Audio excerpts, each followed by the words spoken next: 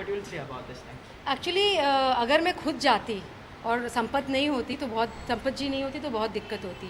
चूँकि संपत है और वहाँ लोग इनको बहुत मायने देते हैं, तो इनके साथ हम लोग थे, इनको फॉलो कर रहे थे, तो हमको उस तरह से कोई दिक्कत नहीं आई, क्योंकि लोग इनका मान करते हैं। तो उन्होंने कभी हमारे कैमरा को रोकने की ज़रूरत नहीं समझी।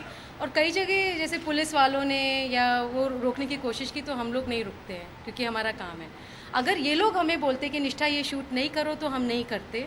लेकिन अगर पुलिस बोलती है या इस तरह के लोग जैसे गांव वाले जो औरतों को पीड़ित करें, अगर वो हमसे बोलें कि आप शूट नहीं करो, तो हम उनकी बात नहीं मानते। तो ये मेरी एक सिंपल स्ट्रैटेजी है। चैलेंजेस ये होते थे कि वहाँ के जो केसेस जो होते थे ना, तो सभी लोग डर के मारे चुप होते थे। जैसे हमारी फिल्म में एक केस है, एक लड़की की हम लोग को लाश मिलती है, और पूरे गांव से हम लोग पूछ रहे हैं और संपत जी भी इंक्वायरी कर रही हैं, तो पूरा एकजुट है गांव और कोई नहीं बोल रहा है। रात में पंचायत बैठा दी और बता दिया सब लोग को कि आप यही बोलोगे, और औरतों को डरा दिया। तो सब एक ही आवाज़ में सब लोग बोल रहे हैं। तो कैसे आप सच्चाई तक पहुँचें, तो ये सबसे बड़ी मुश्किल होती है कि कौन सच बोल रहा है, कौन नहीं बोल रहा है, कौन डरा हुआ है, कौन नहीं डरा है। तो हम कैसे, अगर मैं सामने एक डॉक्यूमेंट्री लाऊंगी, तो डॉक्यूमेंट्री में बहुत ज़रूरी है एक सच्चाई पेश करना। तो मुझे तो सच्चाई मालूम होनी चाहिए ना कि क्या सच्चाई है या नहीं। मैं सामने ले आऊँ और बाद में पता चले कि ये झूठ है, तो ये हम लोगों की रिस्पॉन्सिबिलिटी है। तो उसमें पूरा छानबीन करना कि क्या सच है क्या नहीं है, उसके लिए आपको बहुत पेशेंस चाहिए। डॉक्यूमेंट्री के लिए ये नहीं है कि एक बाइट मिल गया चले गए, वो नहीं है, मैं उसमें बिलीव नहीं करती हूँ। तो हम रोज़ाना 5-5 घंटे हम लोग ट्रैवल करते थे, दूर दूर गांव में जाते थे, इनके साथ होते थे, और जो दूसरा जिला के कमांडर हैं उनके साथ हम लोग रात दिन में 10-10, 12-12 घंटे ऐसी जगहों में जाते थे जहाँ गाड़ियाँ नहीं जाती हैं। चल चल के पूरा दिन कैमरा और पूरा सब इक्विपमेंट उठाकर हर जगह जाना। अगर एक गांव की ये कहानी है, जैसे वो लड़की मरी है, तो उसकी माँ के पास गए जो कि 200 किलोमीटर दूर है। तो ये इसके लिए पेशेंस ज़रूरी है और हार नहीं मानना। हम लोग 5 महीने तक शूटिंग करते ही रहे हर केस का, जब तक हमें ये पूरी तरह से एश्योरेंस नहीं हो गया कि हाँ, ये जो हम बात कर रहे हैं, वो जो मैं सामने प्रस्तुत करूँगी फिल्म के अंदर, मैं I am sure that this is right. Sampat ji, इस आखिरी सवाल के साथ हम रैप अप करते हैं इस इंटरव्यू को। मैं आपसे पूछना चाहता हूँ, जब आपने कोर्ट केस रजिस्टर किया, जब नोटिस पहुंचा फिल्म के पास, प्रोडक्शन हाउस ने आपसे कुछ कांटेक्ट करने की कोशिश की?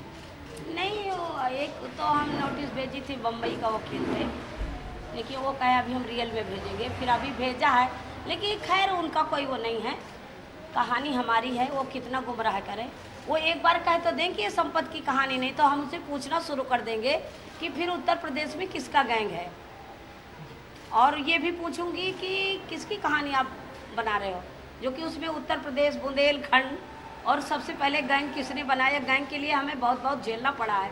हमको नक्सली कहा गया, हमको मायावती, मुलायम सिंह एक तरह से हमारी जांच करवाई, और जांच में हमको एक भी डर नहीं लगा कि अगर हम गरीबों की आवाज़ उठा रहे हैं तो चलो नक्सली कहो, हमको वो भी स्वीकार है, हम डरते नहीं हैं। तो ये हम इसको नहीं डरते। लेकिन ये जो हमारे साथ ये खिलवाड़ कर रही हैं, तो हम उनको परमिशन तो तभी देंगे जब वो रज्जों से नाम संपत करेंगी और गुलाब से गुलाबी करेंगी, और वो हमसे पूछेंगी और हमसे परमिशन लेंगी, तब वो रिलीज होगी। नहीं, वो फिल्म का तो सपना न सोचे अनुभव सिन्हा कि मेरी फिल्म 7 मार्च को रिलीज होती। उनकी 7 मार्च को रिलीज होगी, अब मैं 2 मार्च को वहीं अन्ना जैसे अनशन करूँगी, तब समझ में आ जाएगा कि महिलाओं में क्या ताकत होती है। और ऐसी फिल्म, ऐसा संदेश दूंगी पूरी दुनिया को कि आज ये जो गंदी गंदी पिक्चर बनाते हैं, गंदे गाना गाते हैं, तो चीज़ बड़ी है मस्त मस्त, ये औरतों का तमाशा बना रखा है इन्होंने। इनको सीख जाएंगे। अभी तो देखो हम उतना बड़ा नहीं कर रहे, अभी हम महिलाओं तक है कि उनका न्याय मिले।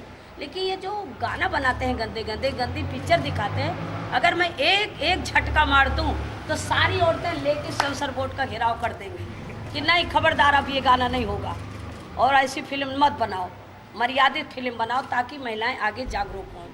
ये मैं करूँगी। अगर ये नहीं मानते ना, तो फिर देखो फिर गुलाबी गैंग कहाँ तक पहुँच रहा है।